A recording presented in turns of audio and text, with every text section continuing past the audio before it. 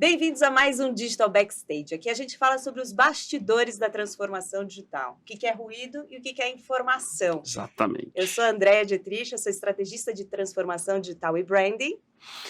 Olá, eu sou Eduardo Terra, presidente da Sociedade Brasileira de Varejo e Consumo, conselheiro de empresas e com muito orgulho aqui, parceiro da Didi nesse nosso podcast, e como a Didi falou, a gente tem falado sobre o backstage, né, sobre o que está acontecendo nas principais agendas de transformação digital das empresas de varejo, né, Didi? E hoje a gente vai falar sobre um tema que é o centro, a estratégia da transformação digital. Fidelidade todo mundo no quer. centro da estratégia, é isso aí. Bora lá, a gente vai falar com a Cláudia Vilhena. Nossa super convidada de hoje. Do Sans Clube. Vai Olá. contar tudo pra gente. Tudo bem? Prazer enorme estar aqui com vocês, viu? Muito obrigada pelo convite. Muito bom. Cláudia, vamos começar. A gente tem feito essa pergunta de início. Conta um pouquinho, para quem está nos acompanhando, sua trajetória aí de varejo, né? Onde é que você começou, por onde você passou, para a gente entender um pouquinho. E já já a gente emenda o nosso bate-papo aqui de transformação digital, podemos? Podemos, claro. Eu tenho uma carreira muito engraçada. Eu sou jornalista de formação. Nossa. Olha aí. Trabalhei como jornalista, né? Então, acho que eu sempre tive aquela dúvida. Segundo, hein? Daniel, o segundo jornalista. Nosso Olha primeiro só. entrevistado, Daniel K., que hoje é vice-presidente do Boticário de Tecnologia, também jornalista. Também são os storytellers, né? No fundo é isso, né? Oi. Sempre gostei de gente, eu fiquei na dúvida, aí faço psicologia, faço comunicação, aí eu falei, não, vou fazer jornalismo. Trabalhei como jornalista, aí eu fui digitalizando a minha carreira, aí eu fui ainda como jornalista pro digital. Fui trabalhar no que, né, se chamava de piloto, né? Hoje em dia seria uma mini startup ali da Globo.com, primeira versão da Globo.com. E aí tem o meu dedinho ali, fico super feliz ainda como jornalista. Depois eu migrei para o IBEST, né? Olha. Tem bastante tempo isso, né? Não entrega a idade. E aí fiquei no IBEST e aí eu vim para São Paulo no IG, né? Eles se fundiram, né? A Brasil Telecom, na época, era detentora ali, trouxe as pessoas para cá, eu vim para o IG. Fiquei no IG um tempo ainda como jornalista. Aí ali eu já comecei a ter contato com marketing digital. Falei, acho que é isso que eu quero fazer. Eu não quero mais hard news, não. Eu quero fazer isso aqui. Migrei ali um pouquinho ainda para o IG no marketing digital. E aí saí, né? E aí fui para o Itaú. Fiquei 9 anos no Itaú, onde eu fiquei, né? A maior parte do meu tempo ali, né? Trabalhei sempre com marketing. Aí lá não tinha muito essa coisa de on e off. A gente já trabalhava no modelo, né, que a gente chama aí de integração, de squad, só que não tinha esses nomes bonitos, mas era isso que a gente fazia lá. Já tinha mesa de performance, já tinha tudo, trabalhei 9 anos lá, e aí de lá eu tive minha primeira experiência no varejo. Aí eu fiquei apaixonada, assim, fiquei 4 anos no macro. No macro, né, atacadista. Que tem um modelo que parece, mas não é o que a gente vai discutir um pouquinho do Sans. A gente vai falar disso. Exatamente. Já a gente fala disso. Então, o macro, ele foi, assim, o primeiro modelo do Brasil de cash and carry, né? Trouxe o modelo de atacado para o Brasil. Trabalhava só cliente PJ, né? Então, eu cheguei no momento de transformação da empresa que eles estavam olhando o movimento do cliente, empurrou a estratégia da empresa, então a família começou a comprar no atacado, né? Isso foi um movimento Brasil, assim, que o macro é de uma controladora holandesa. Isso, para quem não sabe, o macro de origem holandesa, acho que foi a origem, né, na Europa, do modelo de cash and carry, como você colocou, muito B2B. Isso. Aliás, o varejo era quase proibido, né? Quase não era proibido, era proibido, né? era proibido. Tinha aquela catraca nas lojas. Exatamente. Onde você tinha que ter um cartão de... Até muito pouco tempo atrás. Eu passei esse momento de tirar a catraca, nunca esqueci esse dia. Tiramos a catraca da loja do Butantã ali. Que é a sede, né? O escritório fica ali do lado. Então, exatamente, a empresa estava vivendo esse momento. A Holanda tentando entender bastidores, né? Já falando aqui do nosso tema, a Holanda tentando entender que movimento é esse que a família vai comprar no atacado, né? Como assim? Essa loja não é para família. Essa loja não é para família, a gente é modelo espartano aqui. No que a família está fazendo aí? E a família invadindo, essa loja é né? para o transformador, pequeno varejista. Exatamente, exatamente. Então, a gente viveu esse momento lá. Aí eu fiquei 4 anos, aí saí do macro, então foi minha primeira experiência no varejo, saí do macro, fui trabalhar com educação, uma coisa totalmente diferente. Aí eu fui viver ali o backstage do executivo, né? Que foi ótimo pra mim. Aliás, uma super escola, né? Super escola, querida, né? São Paulo, escola de negócio maravilhosa. Então eu olhava para o executivo, Cláudio, seu amigo Zé Cláudio. Se ele escutar esse episódio, um abraço pro Zé Cláudio. Um abraço, Zé Cláudio, querido.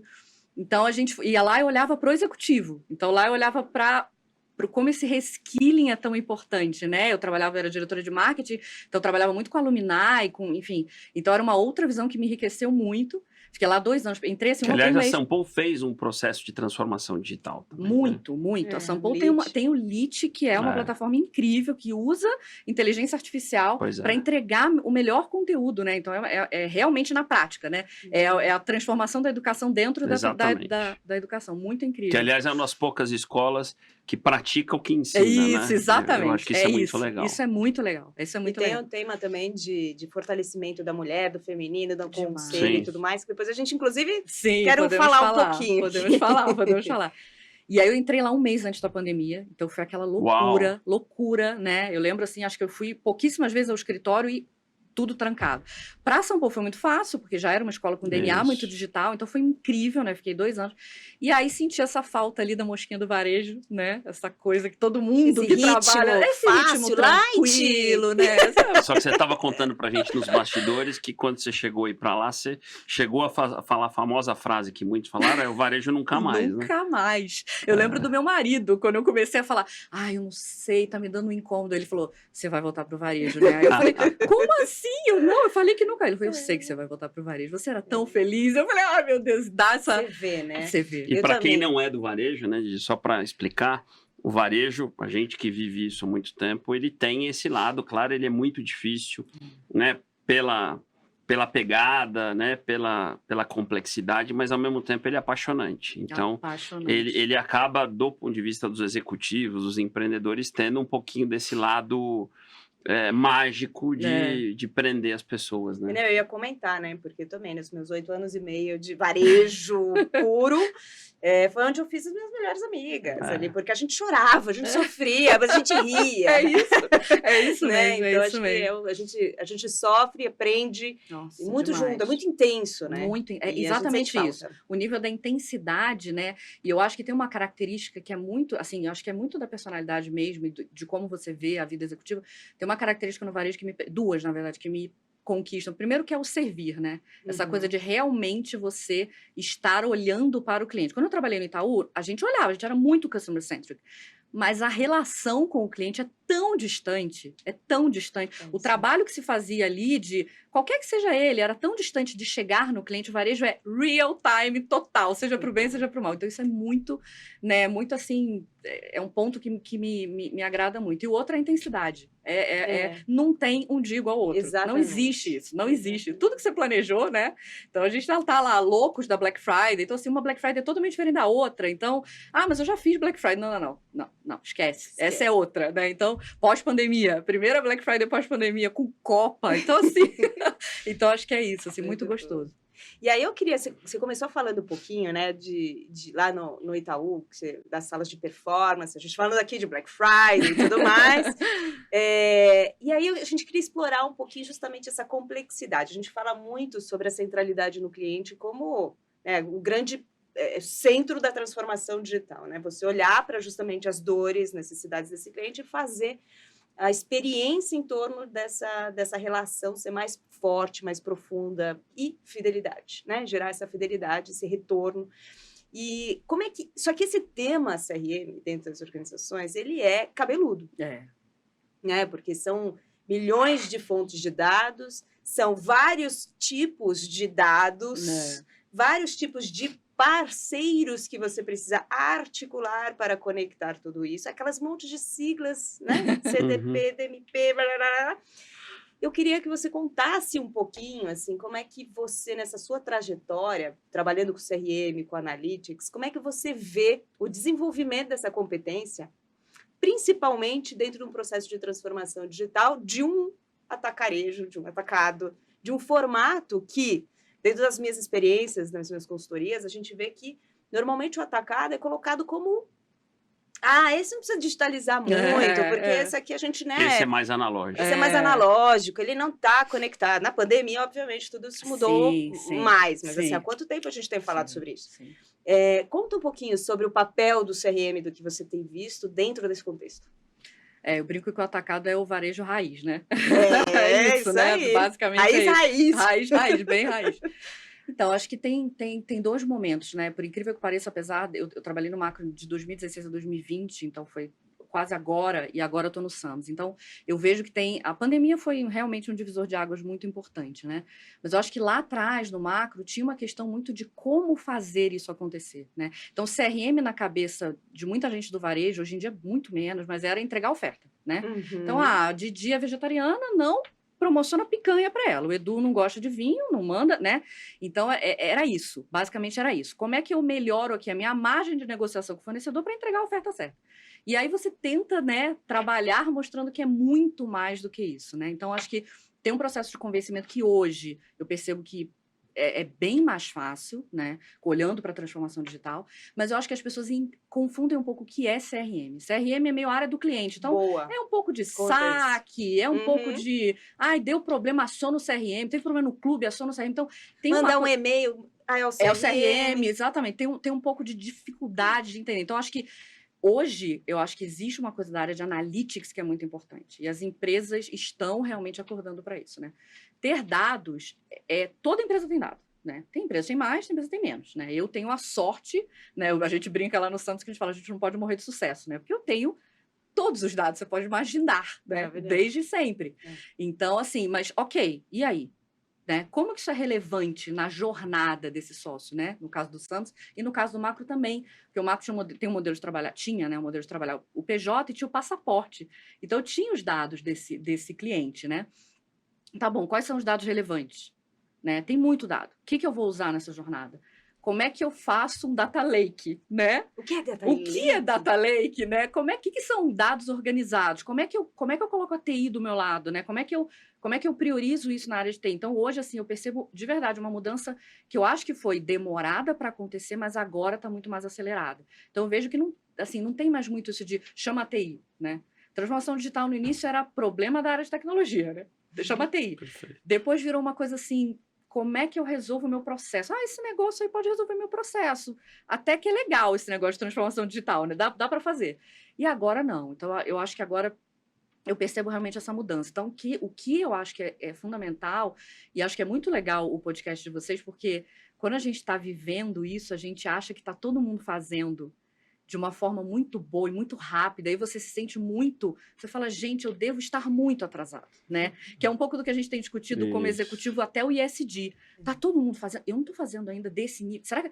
E aí quando vocês desmistificam isso e mostram os bastidores, vocês mostram como que é suor, né? Então, eu acho que isso é muito legal. Então, assim, a gente foi de um momento que a gente rodava modelo preditivo no Excel, né, com estatístico, para provar business case, para mostrar, olha, se tiver uma área de CRM, uma ferramenta, vai funcionar melhor, né? E hoje a gente não precisa mais disso, né? Então, eu acho que foi e a pandemia acelerou, mas eu acho que foi um processo. Legal. Então, acho que eu vivo muito Cláudia, isso. falando em pandemia, quem vem aqui ganha presente. Opa! Meu livro que acabou de sair, aliás, né? Saiu agora em outubro. Maravilhoso. Varejo Transformação Digital e Pandemia, então, com dedicatória. Muito obrigada. Lerei rapidamente, Isso. adoro. Então, falando de pandemia. Muito bom. Mas eu queria emendar aqui um ponto, justamente nessa questão da Didi, e eu acho que você tocou, e a ideia justamente é que a gente falar um pouquinho do bastidor, daquilo que parece que funciona para todo mundo, mas não é bem essa agenda. Eu gosto, aí é o meu jeito de colocar um pouquinho de didática na coisa, de olhar uma agenda de CRM, dados, engajamento, em 4 grandes blocos de desafio. Vamos imaginar que eu tenho o primeiro grande bloco, que é esse bloco de reunir dados, identificar consumidor, organizar esses dados para que eu tenha matéria-prima para trabalhar. Então, bloco 1. E a minha pergunta é onde estão os maiores ruídos e desafios, tá? Então, bloco 1 é capturar dados, identificar esse cliente, organizar isso e ter a matéria-prima. O segundo bloco, que está muito na dimensão de tecnologia e software, é ter soluções que saibam tratar tudo isso e gerar inteligência. Então, a Cláudia, eu descubro que a Cláudia, ela vai ao Sams, mas ela nunca comprou um produto perecível, né? A Didi vai ao Sams, mas ela nunca comprou nada de criança, mas eu sei que ela tem filhos. Então, eu começo a trazer inteligência a partir daquela matéria-prima. O terceiro é o seguinte, descobrir essas 2 questões, mas eu preciso colocar alavancas, né, que movam esse comportamento. Eu vou dar desconto? eu vou dar cashback, eu vou dar pontos, eu vou dar o quê para Cláudia e Didi mobilizarem o seu comportamento. Tem uma discussão enorme sobre alavancas, né? Sim, E alavancas custam caro, você Caro. precisa saber usá-las. sim. E o quarto bloco é, como é que eu chego em vocês, né? A gente tem um desafio de atenção e de comunicação que um dia se resolvia, né? Vamos voltar um pouquinho aqui, vamos denunciar a nossa idade. Um dia se resolvia por mídia, né? Pegando um pouquinho mídia tradicional, mala direta, que hoje é, o que eu faço? Eu mando um push, eu mando um WhatsApp, eu mando um SMS, algumas dessas interfaces têm custo e é difícil ter audiência. Então, resumindo, eu tenho o desafio de capturar dados e organizá-los, eu tenho o desafio de trazer inteligência sobre isso, que são softwares de CRM, né, as plataformas, tenho o desafio de trabalhar as alavancas e um desafio de interface. Queria que você falasse um pouquinho de onde estão os ruídos, onde estão os desafios e a tua visão sobre esse roadmap. E eu só vou complementar, só para dar o gancho, que assim, o quanto isso envolve diversas competências dentro da organização. Total. Tecnologia, É quase um ecossistema todo. marketing, porque normalmente Isso. também se tem esse Perfeito. ruído de que não. Isso é Vamos só tecnologia, colocar- isso é marketing. Vou colocar alguém de CRM no marketing. Ótimo Pronto, ponto. resolveu Resolveu o A problema. gente falou do que eu descrevi aqui, eu te falei de área de marketing, de comercial, de tecnologia Tecnologia, e estatística, do analytics. financeiro, porque só para fazer um último Exato. ponto, Exato. quando você discute alavanca, se o financeiro não entender que o desconto, que é a alavanca que a gente mais usa, ele no fundo é uma redução de margem, É isso. ele não é uma despesa, você precisa comparar isso com, às vezes, uma alavanca que é um ponto, um cashback, um brinde. Então, o financeiro tem que vir para a agenda também. Sim, Né? sim. Eu acho que assim, eu acho que existe um momento de maturidade diferente, né, de cada empresa. Então, de novo, puxando aqui para o nosso tema que é backstage, quem tá olhando agora e está começando esse processo, né, não tem jeito, são degraus, né? Não adianta eu Perfeito. achar que eu vou entregar a melhor solução e eu me preocupar com o canal, que é uma coisa que a gente vê muito, né? Vamos ter o melhor app, mas o que você vai dar no app? Você vai replicar o ICOM? Você vai replicar só, né? Perfeito. Enfim. Então, eu acho que são passos, né? Então, a primeira coisa que eu acho até que vem antes da organização de dados, sinceramente, eu acho que é o buy-in, assim, da liderança, da organização. Quando a gente fala de customer-centric, quando a gente fala de realmente abrir mão de margem, né? Aumentar o meu CAC, porque eu vou Você está falando ter de uma camada zero aí, né? uma camada zero, exatamente Perfeito. isso. Eu acho que se não tiver essa camada zero, não é que você não vai fazer, mas eu diria para Ótimo quem ponto, tá né? ouvindo a gente falar assim, eu tenho que começar isso, em vez de você, pode botar um esforço em fazer os dados, óbvio, que você não vai fazer nada sem o dado, mas coloca um esforço maior em aculturar quem vai ser seu patrocinador. E eu tive muita sorte na minha carreira de ter grandes patrocinadores que entenderam isso. Senão, eu acho que eu não teria realmente conseguido fazer uma transformação num atacadista extremamente tradicional, que, quando eu entrei lá, o marketing era folheteria. Né? Só isso. Só folheteria impressa e entregue na casa do cliente ou no estabelecimento. Então, era isso, né? Então, se eu não tivesse isso, não iria acontecer. Então, acho que esse é um primeiro ponto muito importante. Estou em casa, estou ouvindo esse podcast falando... Tem que ter o buy-in da alta liderança, tá? Isso é chave. Segundo vai organizar o dado... Se não, só desculpa te interromper aqui, se não, a cultura come a estratégia no café da manhã, como já dizia o Peter Drucker. É exatamente isso, né? Então, acho que na questão de organização de dado, de novo, toda empresa tem dado. Então, não tenta entender e esperar o mundo perfeito. Eu tenho muita sorte de estar no SAMS. Eu tenho realmente uma base de dados incrível. Tem muita gente, mas eu sou um pequeno varejista. Não tem problema. Aliás, você tem 100% de identificação. 100% né? de legal identificação. falar isso. 100%. Histórica. Histórica. Né? Que meus modelos preditivos morrem de alegria, né? Porque eu consigo retroagir muito, muito para trás. Então, assim, eu acho que mas eu não tenho isso, não dá para começar. Claro que dá para começar. Claro que dá para começar. 2 informações é melhor do que uma, né? Uma é melhor do que 0. Então, todo mundo tem informação. Então, acho que isso é importante. Não espera ter o data lake perfeito.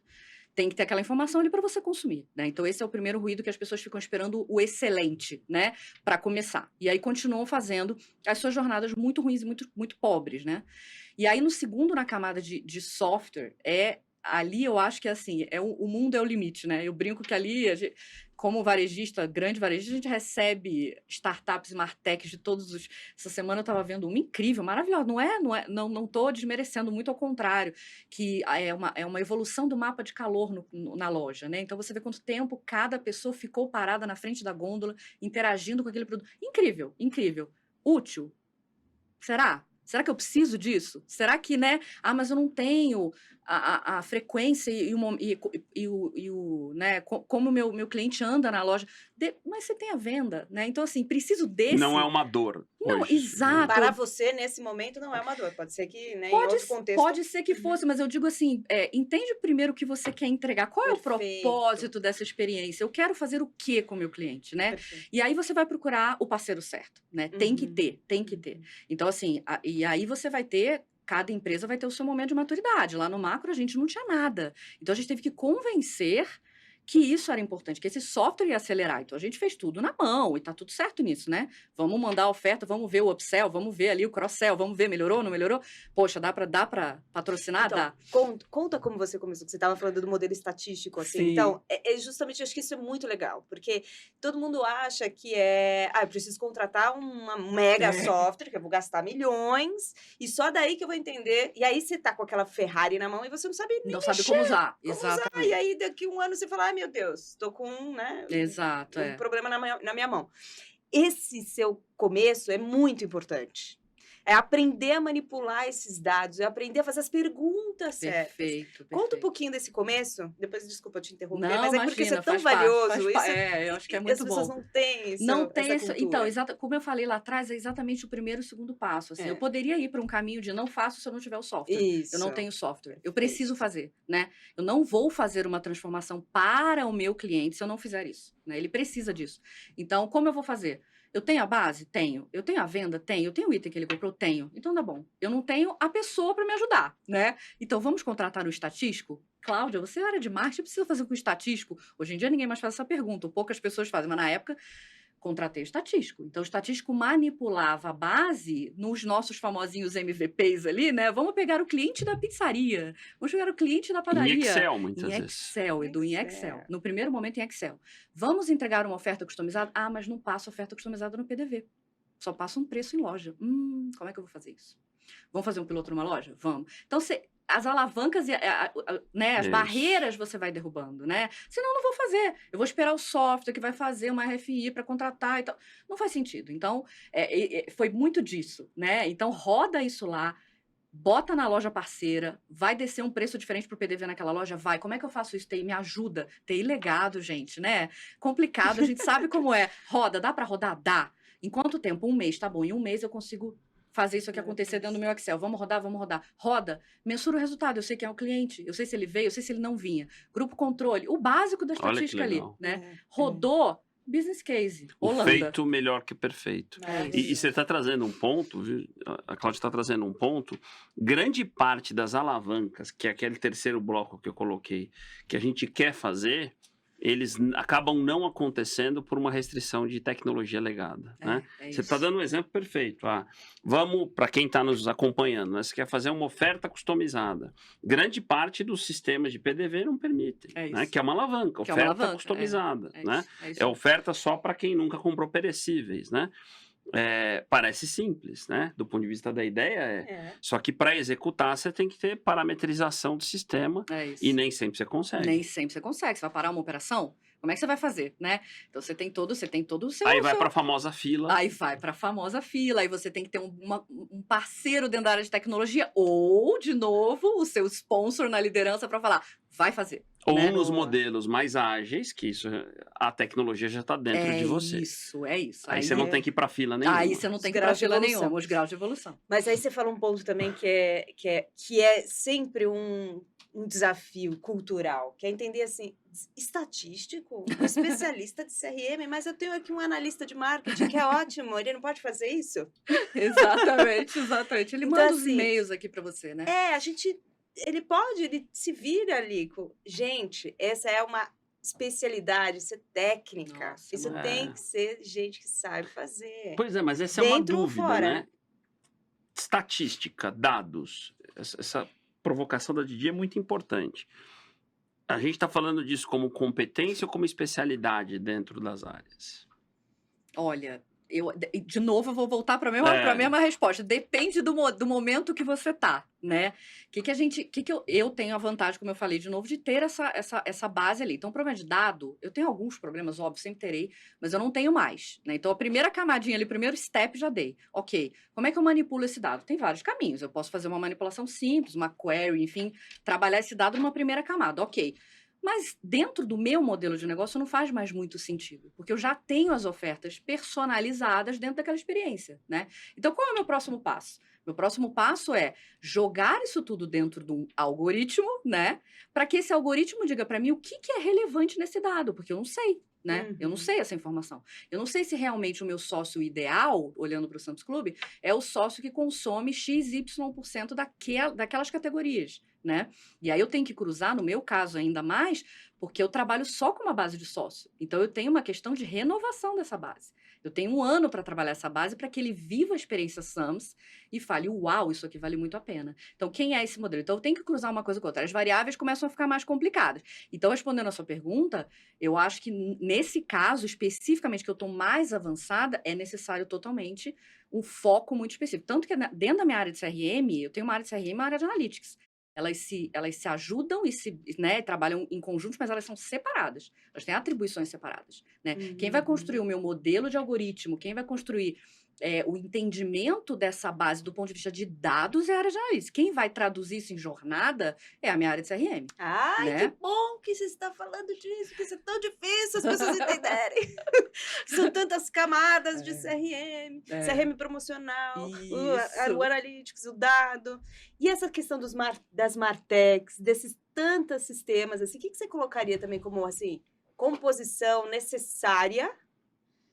Vamos pensar assim, obviamente, para começar, começa na mão com o mínimo ali do que você tem, mas assim, quais são vamos pensar dos degraus aí, do que você tem que pensar em começar a adquirir para você ir para os níveis evolutivos, até chegar no preditivo, né? Que é onde quando você antecipa a necessidade do cliente. Então, voltando lá, um data lake, obviamente, dados organizados, isso é, né? Sem isso não tem como.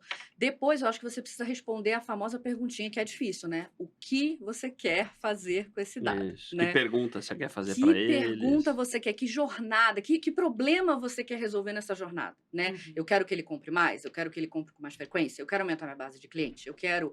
Enfim, respondendo essas perguntas, talvez isso consiga te ajudar a encontrar o parceiro certo. Então, o que eu acho que é muito importante, que as pessoas às vezes ultrapassam um pouco e pulam essa barreira, é a segmentação desse dado, né? Isso, a segmentação dessa base, entender o comportamento.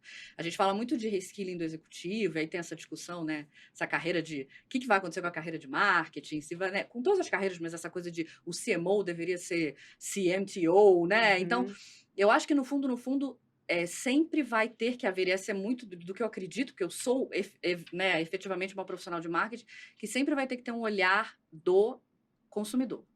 Então, por melhor que seja o meu modelo, eu faço perguntas para o meu modelo o tempo inteiro. Porque o meu modelo não vai capturar as coisas que eu, com 20 anos de carreira, conhecendo o varejo, conhecendo o meu sócio, vou. E aí eu vou realimentar o modelo. Então, precisam ter pessoas entendendo que por trás do dado tem um ser humano.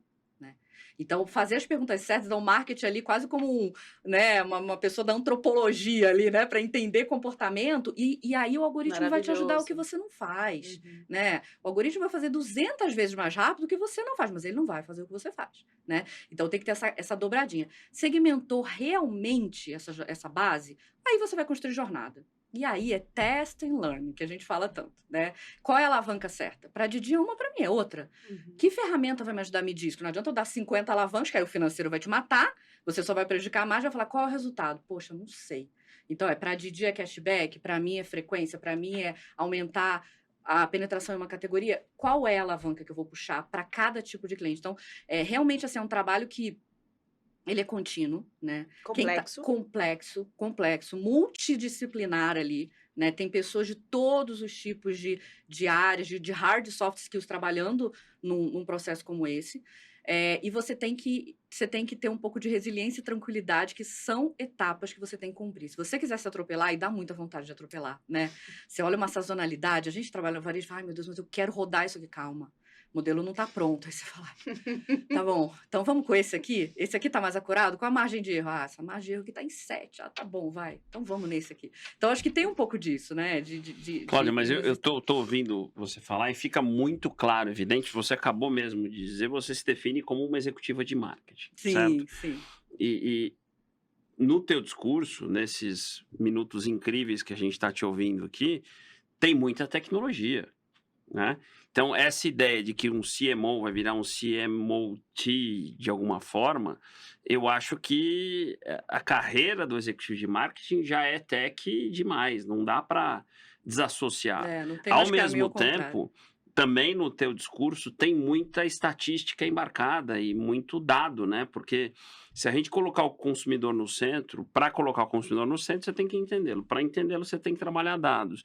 Não dá para discutir dados sem ter o mínimo de base quantitativa e estatística, né? Sim. Então, acho que nós estamos falando de duas competências, hoje estão na base de um executivo de marketing, que é tecnologia, dados, métodos quantitativos e estatística, que são essenciais, né?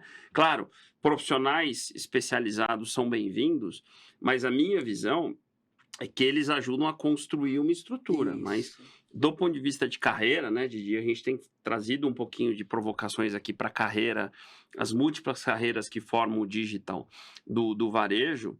Eu acho que fica muito claro e evidente que tecnologia, estatística e a área de dados são core, né? Sem sombra de dúvida, sem sombra de dúvida.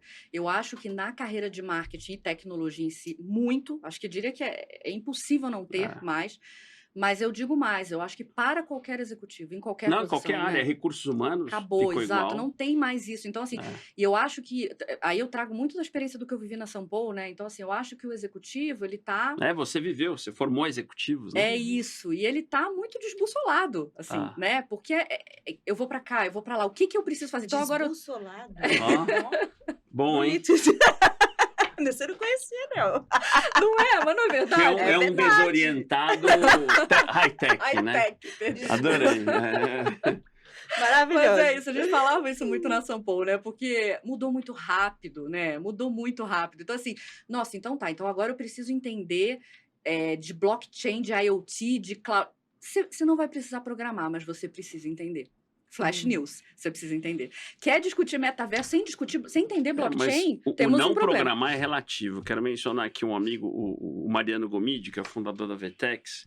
Eu fiz algumas coisas juntos quando a gente discutia a formação de profissionais de e-commerce no Acon, que é uma escola que ele ajudou a fundar, enfim, e a gente fez algumas sessões juntos. E o Mariano, enfim, ele tem uma cabeça um pouco à frente do tempo, né? E ele sempre dizia o seguinte: coloque seus filhos, eu estou falando de filhos pequenos, em escolas que ensinam a codar, né? A programar. Codar é uma competência em qualquer carreira do futuro. Talvez na nossa aqui geração, né, a programação, o coding, né, como se diz em inglês, a gente consiga delegar, né? Não é, mas agora o coding, a programação, não como atividade fim, né? Mas como modelo mental. Modelo mental, perfeito. Quem sabe codar, sabe pensar um mundo diferente. Perfeito, né? É exatamente isso, Então, assim, em todos os níveis de competência do executivo, assim, para você entrar na discussão, até para você saber o que você vai demandar, o que é possível fazer, é impossível você não tá, né? E esse é um gap que eu vejo muito grande. Eu acho que os executivos, eles estão desbussolados porque eles não sabem para onde ir. Então, eles vão para programas de imersão de 2, 3 dias fora e voltam para a mesa deles e falam, então, isso aqui continua fazendo a mesma coisa. Né? É muito difícil esse reskilling, muito difícil mesmo. Eu entendo, de novo, porque estive do outro lado, estou desse lado agora, né? E tento praticar isso no meu dia a dia de uma maneira assim. Então, assim, eu amo trabalhar com a geração mais nova possível. Eu sei que tem Z, Alfa, Y, Z. Amo. Que venha outras. Amo trabalhar com essa molecada. Aprendo demais. Acho que ensino um pouco, aí mais de comportamento. Aqui você está ensinando, né? Bastante. Não, então eu acho que é isso. Acho que tem um papel das gerações que é muito importante, essa conexão. Porque é isso, eles precisam de quem tem essa base, esse background, esse conhecimento, né? E a gente precisa desse frescor. Então, essa combinação dos dois. Isso mesmo, eu gosto muito de modelo de mentoria reversa. Então, se você tem filhos, tem, né, colaborador mais jovem, pega para fazer uma mentoria junto, para olhar, para entender como pensa, né? Porque isso te abre outras óticas. Uma das melhores maneiras que eu tenho para explicar metaverso para minha mãe, por exemplo, explicar metaverso para minha mãe. Minha mãe é psicóloga, uma pessoa totalmente offline. Aí eu falei, mãe, eu tenho uma filha de 7 anos, né? Então ela acabou de fazer 7. Então quando ela pediu os presentes de Natal para minha mãe, ela não pedia a boneca. Ela pedia as coisinhas do jogo, né? Os schemes que a gente vai traduzir ali. E eu explico, mãe, sabe a gatinha que a Duda brinca no videogame lá, que ela cuidou desde bebezinho, hoje é uma gatinha adolescente? Aquela gatinha é ela. Né? Então você entende que quando ela quer pedir alguma coisa pra você, ela não quer pedir a boneca física, ela até brinca também, mas ela quer aquela roupinha da gatinha que só ela vai ter. Ah, entendi. Então você entendeu mais ou menos o que eu. Agora ficou um pouco mais claro. Então, assim, é um pouco disso, né? Que loucura, a minha filha me ensinando a explicar metaverso pra minha mãe. Então, eu tenho uma de 7 também, que a gente acha que ela vai ser gamer. O Cristiano, meu marido, já fala assim, tomara que ela seja gamer, que tá bombando. É uma nova carreira, é isso aí. Ela já aprendeu a codar? Ela se vira lá mexendo, mas não codar. Tem que aprender a codar. Isso aí. Ainda não. Escola de coding, tá vendo? Mas deixa eu te perguntar, que eu acho que tem um tema, a gente ainda tem um tempinho aqui. Temos. Eu acho que essa questão do B2B também era legal a gente falar, né? Assim, essa digitalização dessa relação do B2B, que há muito tempo ficou, né, renegada, ou com uma experiência ainda muito menos relevante, vamos dizer assim, muito menos criativa do que uma experiência para B2C. Como é que você, ao longo dessa jornada, ali, conseguiu compreender um pouco mais essa relação da digitalização do B2B? Que alavancas, que ferramentas você aprendeu que foram, assim, vencedoras para, de fato, a gente pegar o dogueiro, o dono da pizzaria, para engajar essa turma, para, de fato, usar os meios digitais? Vou colocar um temperinho relação na pergunta da Didi. Quanto que a indústria acelerou isso? A gente vê iniciativas como o da Ambev, né?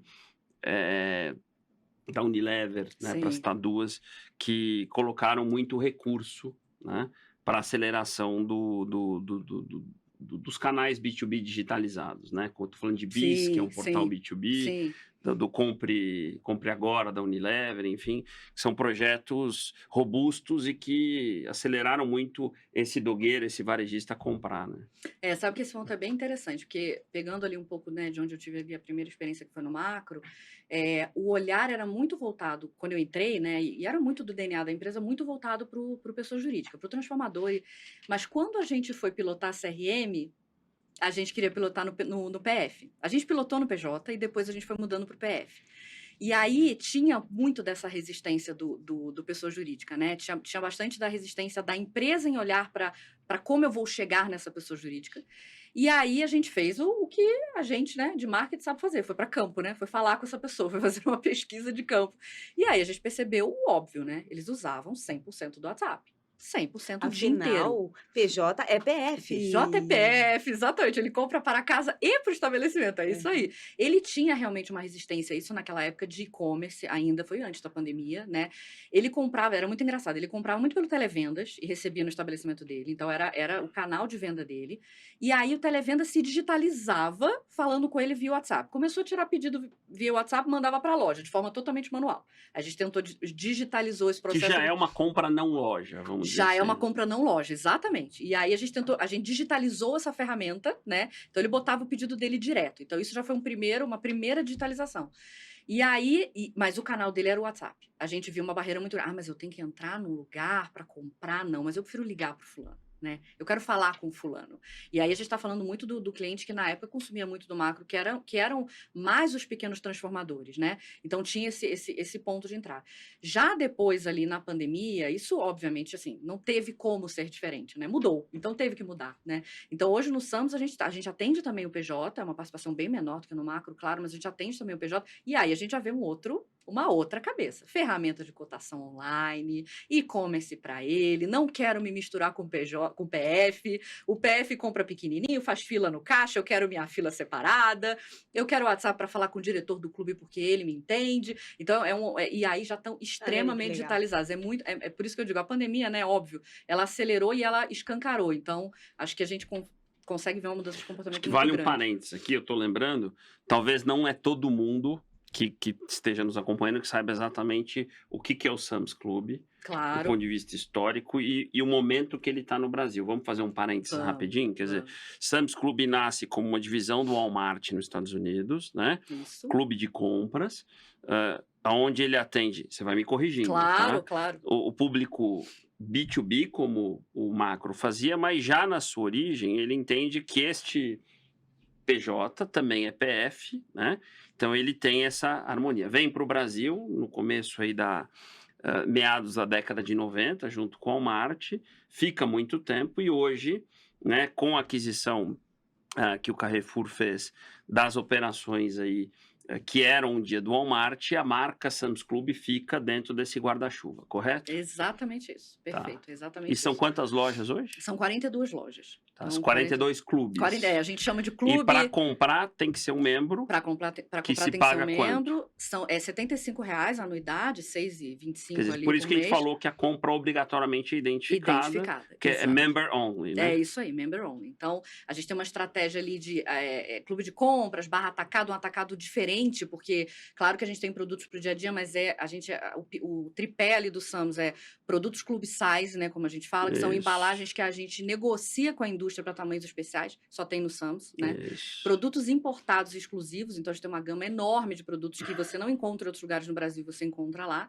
E, obviamente, a compra inteligente, como a gente fala, porque quando você faz ali o D para do litro do quilo, sempre vale a pena do ponto de vista de Isso. tamanho de embalagem. Então, esse é o tripé do Aliás, Sam's. deixa eu fazer uma provocação aqui, a turma do atacarejo e da indústria, tá? Eu sempre fui muito fã do modelo do Sam's Club, já fui muitas vezes aos Estados Unidos e sempre gostei, né? Inclusive da Costco, que é o grande competidor lá fora. E eu acho que a gente tem algo para evoluir e aprender no modelo que se tornou referência no Brasil, que é o atacarejo, que é justamente na proposta de valor do sortimento, né? Sim. Eu costumo dizer que nos Estados Unidos a intersecção de SKU de um Sam's Club com o Walmart é pequena, Sim, né? sim. Porque tem uma proposta de valor de embalagem, de itens exclusivos, de desenvolvimento de proposta de valor mesmo de formato. Exatamente. O nosso atacarejo, ele nasceu com uma proposta de valor de sortimento muito parecida com hipermercado e supermercado, e por isso que ele gerou tanto ruído. Sim, né? sim. Eu acho que isso é uma reflexão ainda a ser feita aqui no atacarejo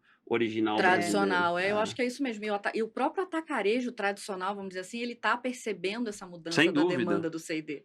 Então, você já vê experiências diferentes nas lojas mais novas, né? O Atacadão, que também faz parte do Grupo Carrefour, está entregando uma experiência nos clubes novos completamente diferente. Talvez ele vá né? pegar um pouco dessa referência. Exato, exatamente. E é legal que você comentou que lá fora, né, o Sam's, ele é para uma classe mais baixa. Né? Ele é para CD. E aqui ele é visto como classe AB. Né? É que fora do Brasil a gente não tem o fenômeno atacarejo. Né? Então as famílias são muito divididas. Você vai comprar ali no seu varejista, né? Ou você vai comprar. E aí a compra americana ela é um pouco diferente, porque ela é uma compra mais planejada. Porque e é um family shopping. É um family shopping, exatamente. Os grandes centros, as grandes lojas ficam longe, né? Então você se programa para fazer, que é muito parecido com o que a gente tem no Sam's. O Sam's a gente brinca, a gente está, né?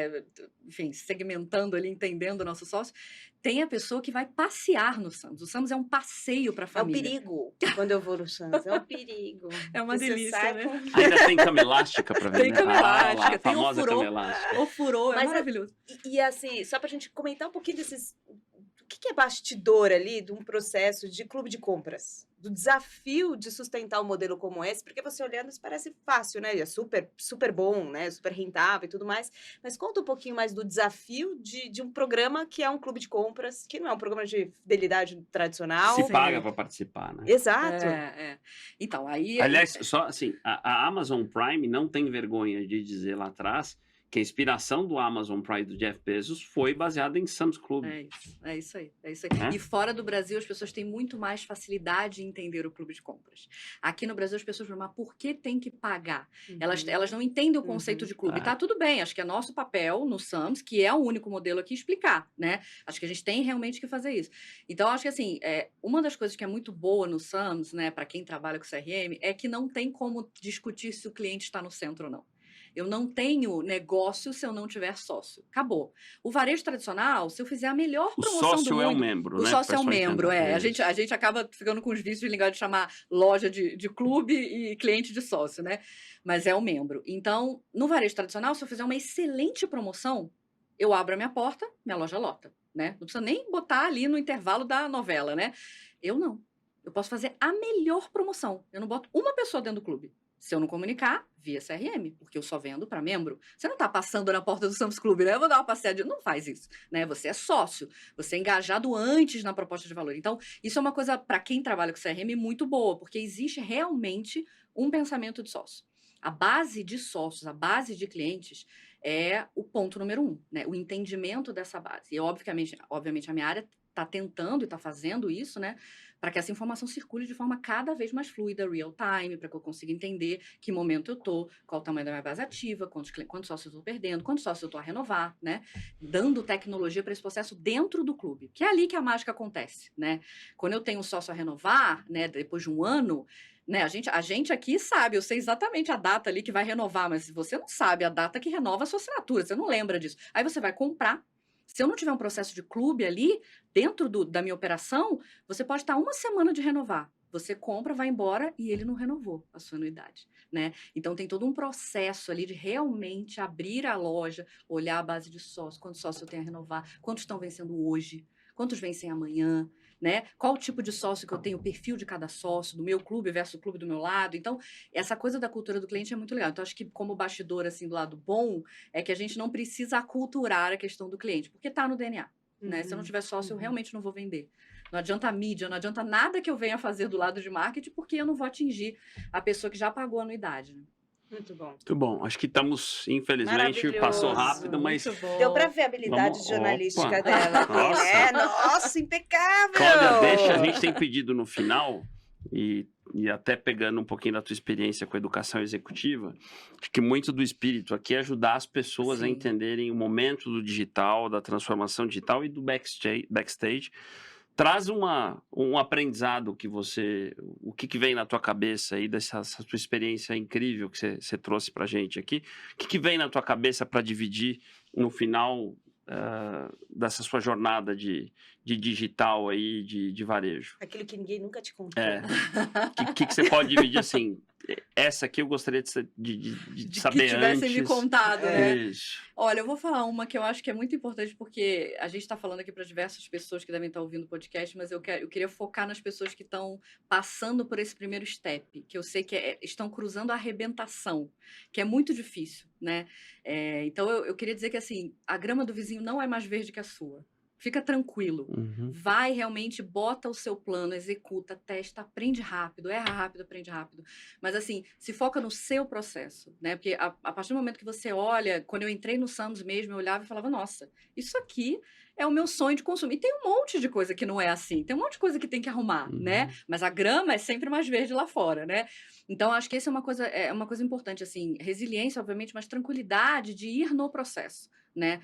Claro que, né, vamos errar rápido, aprender rápido, a gente sabe disso, acho que isso já é básico, mas assim, vai vivendo o processo, vai testando pequeno, vai errando logo, vai botando para rodar, sem ficar olhando para quem está fazendo mais, para quem está fazendo melhor. Não mira na Amazon como aspiracional, mas olha para a loja do lado da sua casa, que durante a pandemia te entregou quando você comprou no WhatsApp, a sua experiência foi linda, né? E no dia seguinte ele mandou, oi, dona Cláudia... E que isso é tão digital quanto a Amazon. Que isso é tão digital quanto a Amazon e tem uma conexão humana muito legal. Então, assim, pode mirar na Amazon, mas tá tudo certo. A Amazon tá fazendo isso desde sempre, né? Então, começa tranquilo, vai dar certo. E reskilling, assim, vai aprender. Vai aprender coding, vai aprender pensamento, vai aprender como que isso pode ajudar na sua jornada, que eu acho que vai dar certo. Maravilhoso. Se foca em construir a sua proposta de valor, né? O seu diferencial. Você fica olhando para o lado do outro, querendo copiar, e às vezes não é aquilo que é a verdade, né? Do seu negócio. Cliente, do seu negócio. É isso. Muito bom. Ai, maravilhoso. Adorei. Muito bom. Obrigada. Obrigado, viu? Cláudia. Muito obrigada. Prazer. Olha, não esqueçam de assinar o canal no YouTube. A gente tem um canal Curtam de o episódio. cortes também. O canal de cortes tá incrível, gente. Você pega os melhores momentos do que a gente tá fazendo aqui. É um outro canal, né, no YouTube. E Só os sigam lá melhores também. momentos. Isso E aí. Spotify também, ou seu player favorito. E no Instagram, exatamente. Até Nos a vemos em próxima. breve.